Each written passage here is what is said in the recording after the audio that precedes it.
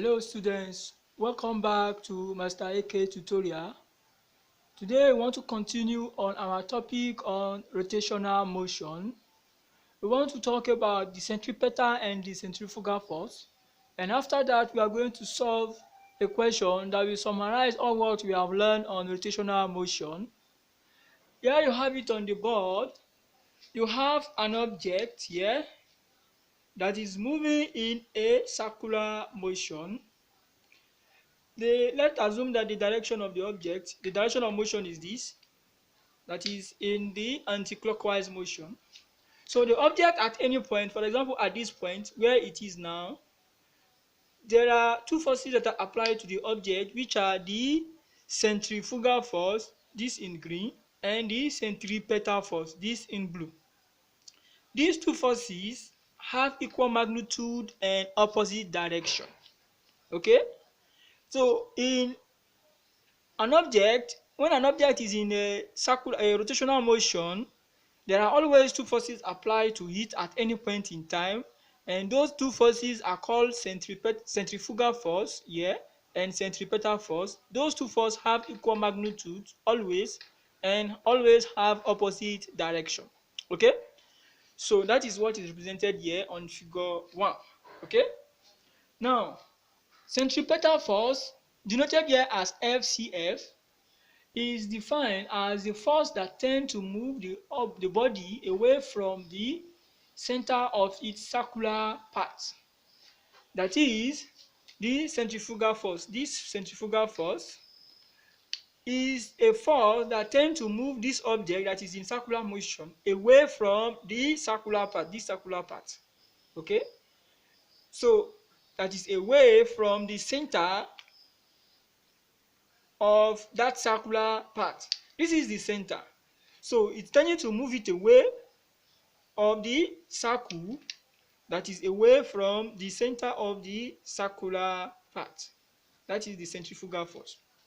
And we learned it before in our Newton's laws of motion that the resultant force FCF is equal to MA. Therefore, since A is equal to RW square, we've said it before in our last video on rotational motion that the acceleration of an object in a circular motion is equal to RW square. We've proven that. So, and therefore, if you substitute A by its value, it's going to give us FCF is equal to MRW square. That is for the expression of the centrifugal force. Okay, now the centripetal force. The centripetal force is defined as the force that tends to move the body towards the center of its circular path. Okay, this is the centripetal force. The centripetal force will tend to move the object towards the center of its circular path. Okay, so here you can see that the direction here is inward for the centripetal force, and the direction here for the centrifugal force is outward, the circle. So that is why they have opposite direction. Okay, and since the object remain in a circular motion, they have equal magnitude. Okay, so the centripetal force, denoted here as FCP, is equal to MA, just like we said before. Since A is equal to RW, then you have FCF is equal to MRW. So here you can see W square. Here you can see that the centrifugal force and the centripetal force have the same formula, that is, have the same magnitude. That's what we said before. They have the same magnitude, but in terms of vector, they have opposite direction. Okay, that is it. So now we're going to solve an example on the all what we have seen in rotational motion. Okay, we're going to solve an example on all what we have seen on rotational motion. An example that will summarize all what we have seen so far on rotational motion. Okay, now let's say example. An object of mass, let's say 4 kg, moves in a circular motion of radius let's say r is equal to 2 meter. Okay, now of radius r is equal to 2 meter,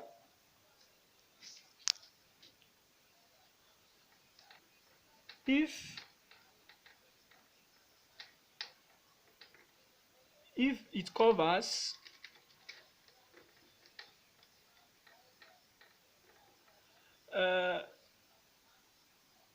an angle of 60 degree in 10 seconds, calculate Roman figure 1 the linear displacement.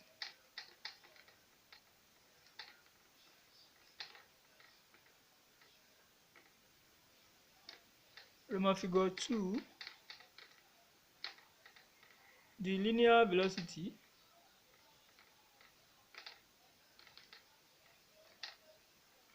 Roman figure 3 the acceleration.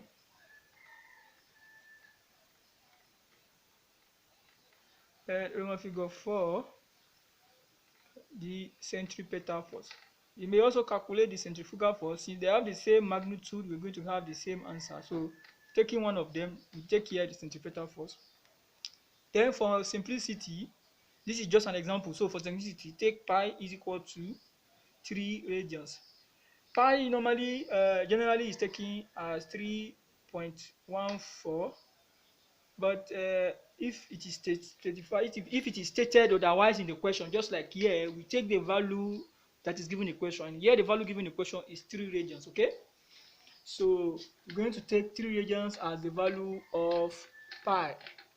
Okay, so now solving this, the first one is the linear displacement. We said it in our previous class that linear displacement is equal to the radius times the angular displacement. Okay, and this angular displacement should be in radians, and the angular displacement given to us here is 60 degree, is in degree. So we're going to convert it to radians, and how to convert it to radians? We said we use 360 degree to give us what is given us in the question here, which we call s degree before, but here is 60 degree that is given in our question. So therefore 2 pi, of course, going to give us theta in radians. Okay, and then we cross multiply, then we get theta in radians is equal to 2 pi times 60 over 360. So theta in degree is equal to, so when we simplify here, it's going to give us pi over 3. Okay, so when we simplify, it's going to give us pi over 3. Okay, so like this, how many times 6 goes in 36? 6 times. Okay, this is pi over 2 pi over 6. Then 2, how many times 2 goes in 6? 3 times, so pi over 3. So that one is be in radians. That is our 60 degree is equal to this. Then from this, we're now going to apply our formula for calculating the displacement. Then the radius is given to us here as 2 meter. So you have 2 times this. But remember, we said that pi is equal to 3 in our question here. Okay, so it is going to be 2 times 3 over 3. So the displacement here is going to be 2 meter. So that is for Roman figure 1. Okay, so we now move to the next one, which is Roman figure 2, that is the linear velocity. Okay, and in our last class, we said that the linear velocity v is equal to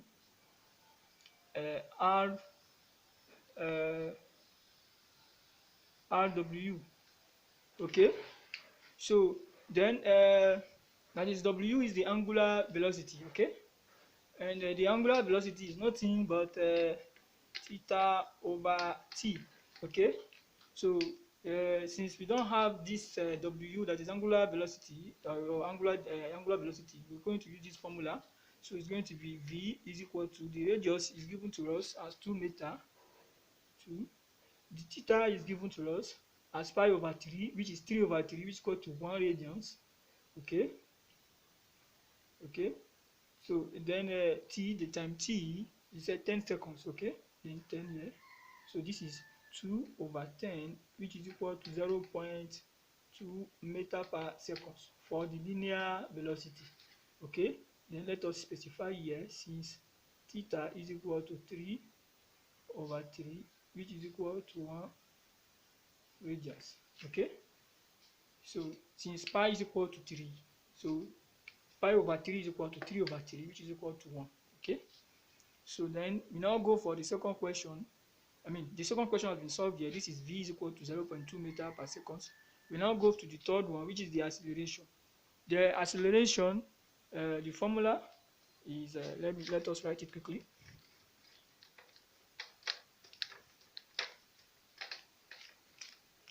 So that is the third question. The acceleration A is equal to rw square. Okay, so you know that gamma is equal to r, you know w is equal to theta over t. So w square will give us theta over t square. Okay, so A is equal to, the radius is 2 times theta, we said is 1 because it is pi over 3, and pi is 3 over 3 is 1, over the time we said is 10 seconds. So all this 1 square. Okay, so from this we now have 2 times, so this is equal to 0.1. 0.1 square is going to give us 0.01.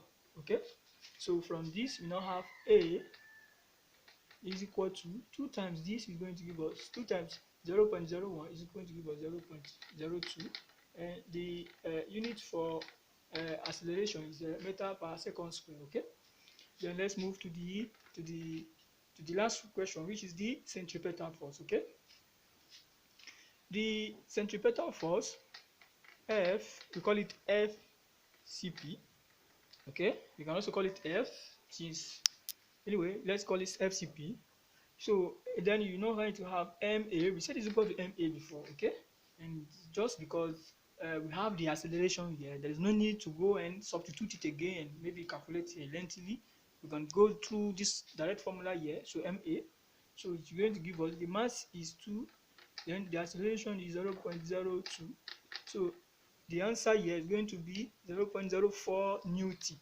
Okay, for the centripetal force, that is 0.04 Newton. That is the answer for our centripetal force. And this marks the end of this class. Thank you for watching. I hope it was helpful. Goodbye.